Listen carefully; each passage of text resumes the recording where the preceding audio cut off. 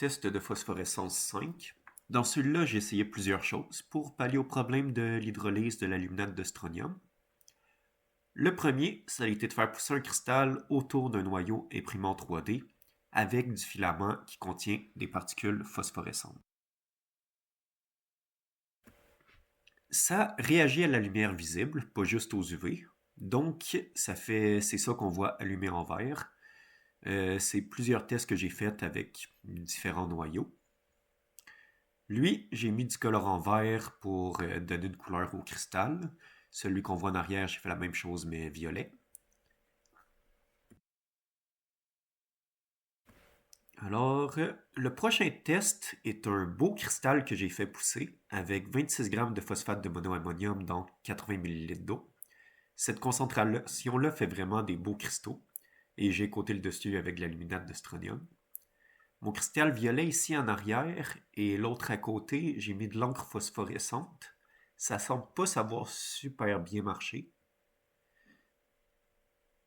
Et bon, le bleu là, c'est vraiment mon préféré, il réagit seulement aux UV. Le petit en haut à gauche, j'y étais avec des particules phosphorescentes hydrophobes. J'ai essayé de le faire pousser en de l'eau froide, ça n'a pas super bien marché. Celui-là ici, j'ai fait pousser le cristal autour d'une DEL UV. Donc, il y a une DEL à l'intérieur même du cristal. Alors, je peux directement la brancher.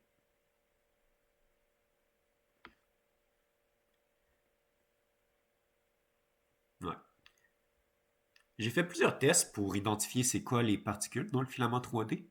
Je l'ai explosé à plusieurs longueurs d'onde pour voir comment il réagit. Il réagit bien aux UV, alors on s'enligne plus vers un aluminate qu'un sulfide. Il réagit pas au vert, mais il réagit à la lumière blanche et même à la rouge. C'est très probablement de l'aluminate de strontium dopé à l'europium et au dysprosium. Ça glow vert, ça réagit à un spectre plus large que les UV et ça réagit à la chaleur.